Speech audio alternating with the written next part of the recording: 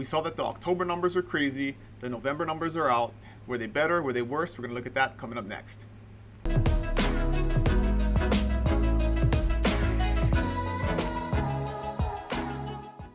Hey, what's going on, friends? Dylan Donaka here with the Buy Big Island market update for November. So, as we saw last month, the numbers were off the charts, crazy busy, nothing like we would have expected. We saw the recovery come in and things were getting stronger, and then in October things went off the charts. And so we're going to take a look here at November and see if the trend continued. So we'll jump right into the data here. So for the Kona market, same thing, right? So current units, 70 homes sold in the month of November versus the month of November a year ago. And so that's a 52% increase. So we saw it was 60% in October, but still super strong, way above the normal number of homes that we see sell on a monthly basis here in Kona. The dollar volume was up 35%, the median price up almost 40%. So the homes that are selling in that higher price range. Super strong. Buyers are still here. Buyers are still spending money on higher priced homes and dragging that median price up. Average days on market up 3%, so not a big change there. 74 days, it's kind of where it hovers. And then final list of sold price, this is interesting also, up 12% to 94%. So we're getting closer to that 100% of list price is what homes are selling for. So that number is usually in the low 90s, but it's creeping up a little bit. And still there's some concessions with like higher priced homes and luxury homes with our concessions, and it skews that number a little bit. But definitely a very strong number for the house market in terms of the final list to sell price. On the condo market, again, this is the one soft area of the market this last year with COVID and everything, but up 31%, so 38 condos sold in the month of November. Dollar volume was way up, so a lot of those were higher end condos, and that also drug the median price up a little bit to 400,000, which is up 4%. And then average days on market, that was up 68%.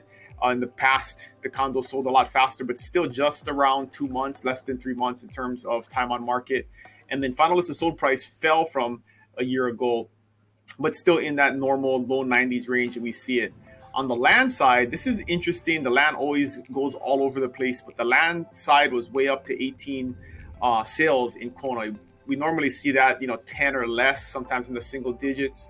But and this is again, we always talk about this, driven by higher end inventory. So the dollar volume is all over the place, and the median price is all over the place. So we'll skip talking too much about that because the land is always all over the place. But from a volume standpoint, 18 pieces of land selling is a lot for Kona. And then so looking at the entire island market, same thing, right? So current units, 255 homes sold across the Big Island, 26% increase from a year ago. So huge increase. Dollar volume up 51%, median price up 13% to 447,000 across the island on average. Days on market up 9% to 75, but still about where it normally is. And then final list to sold price up 6% to 93, almost 94% final list to sell price across the island. Condo market up also 52% increase from a year ago, 82 condo units sold across the island. Crazy in this environment. The dollar volume up 122%, the median price up 20%. And then average days on market fell for the condo market island-wide 15% to 62 days on market. And the final list of sold price didn't change at all at 95%. On the land side, same thing we saw last month, huge increase, 203 pieces of land sold. That's a 62% increase across the island. Interestingly enough, dollar volume did not change at all, so it's a lot of lower end stuff as opposed to higher end stuff selling. And then median price to 35,000, which is up 17%.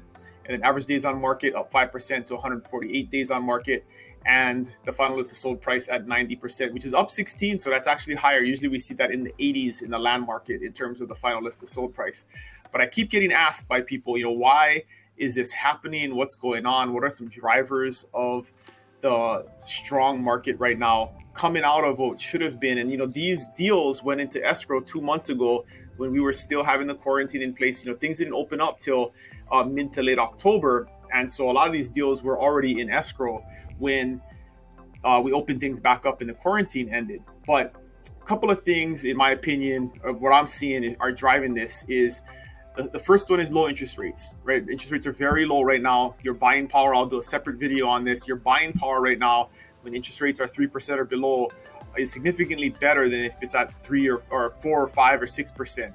And so if you run those numbers, you can see for the same amount of a monthly payment, you can buy a much more expensive house because of the interest rate being lower. So that's one.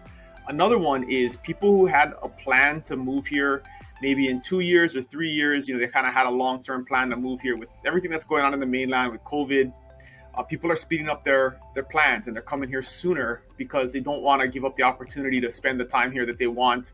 And it's not worth it staying in a city or dealing with not just COVID, but a lot of the other unrest around the country in general.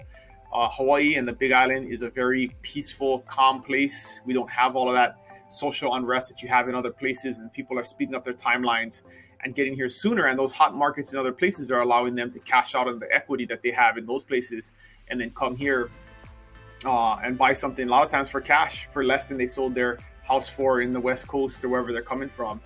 And then the third big reason is COVID and the push towards remote work. So I'm seeing this personally. I have clients that are being told you don't have to come back to work because we're going to go remote now. And they're saying, well, why am I going to do that in Seattle or LA or some cold East Coast city when I can do that from Hawaii? And so what they're doing is they're picking up, they're selling, they're moving here.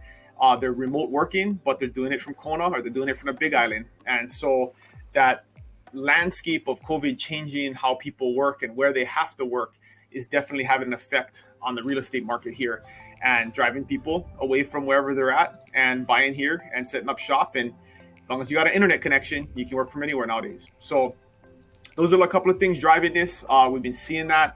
And now as things open up, it's just going to get busier. I'm already seeing people lining up their trips and scheduling time to go look at property. And they've been waiting for a while, but now that things are open, the COVID testing process is pretty good, and people are getting here and they're spending an extra 30 minutes to an hour at the airport, and then they're doing their secondary tests and they're going on with their vacation or their buy-in trip when they come here. So lots of stuff going on. The market is continuing to be strong. Definitely no end in sight at this point. But as always, if you have any questions, shoot them to me at dylan@buybigisland.com, or you can always put them in the comments and I'll get back to you guys. Thanks you guys for watching the market update for this month, and I'll get you guys the next one next month. Have a great day. Aloha.